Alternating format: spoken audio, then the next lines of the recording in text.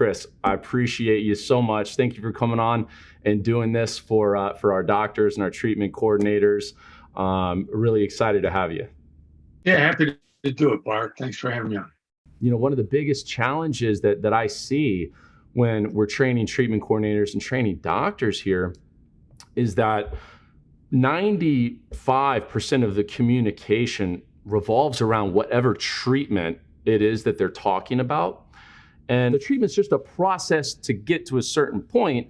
And that point is never clearly defined. And I think that's what leads to a lot of people feeling like they're being pushed to treatment within dentistry. And I feel like when there's miscommunication, that's when people at the end of the day go, oh yeah, that didn't work, or this didn't work, or that doctor, I had a bad experience with this doctor or that doctor. Vision drives decision. So what's in their head? And I was just a couple of days ago, I was at a learning conference myself. I mean, you can never stop learning. That's the only way to stay sharp, to stay competitive, to stay ahead of your competition. And they were talking about people buy experiences. How do they see this is going to affect their life? How are they going to experience that? That's what people buy. People pay for transformation, and they pay if they get it. I mean, there's a promise of transformation, and then there's the delivery of the transformation. And if with your client, your customer, if you're in the sales process, if you're talking about small details other than that, then you're no longer keeping them focused on what the outcome is going to be, what they're after, what's going to make their life better. They've got an outcome in mind. They have a vision of something happening here. Finding out what that is, whether or not you're part of the process and they move on to somebody else, whether or not they're testing you to see whether or not they can trust you, is exactly the same as Anita Kron's 60 seconds so she dies. How do you use the dynamics from all emotional situations and drop them into your dynamics so that you become successful? Sounds like you got an outcome. Sounds like you got a place you want to be. Yeah. And I think the difference with the two is that the bank robber is being specific.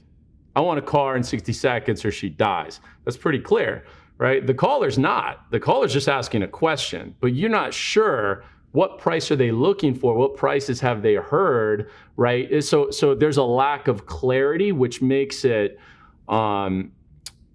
which puts them in a dicey place about how to handle it. So someone walks in, they've got 2 other treatment plans, right? So they've been to 2 consultations. One doctor quoted them $21,000, another one $23,000, and now they're in your practice and your price for that is $28,000.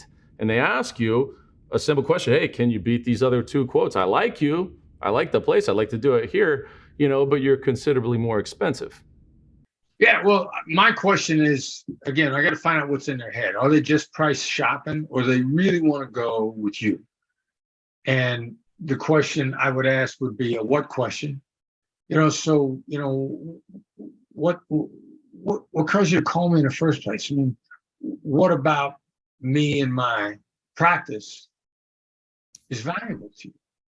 I mean, you got to find out. First of all, they're going to ask for a discount, even if they've already decided to make the deal at the higher price and do business with you. Everybody's going to ask for price reduction. So you got to find out what's behind it. What caused you to call in the first place? I mean, you seem really focused on price, but other than price, what about what we do works for you? You've got to get a diagnostic in there in a deferential way that doesn't diminish rapport and a relationship, to find out whether or not they've already decided on price. Because as I mentioned before, in the buying journey, just before the final decision, they've already made up their mind on price. Price is never in the top 5 reasons on the final step.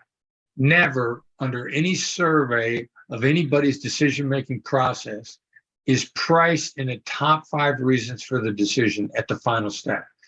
It's in the top 5 reasons for getting you on a short list in step 3. And you got to find out which step you're at. Does that mean it's not that they still won't ask for a lower price? Of course they will. Everybody tells them to. What you want to do is focus on making them feel good about the experience, the transformation, and how you are going to get them there. The price is going to fall away.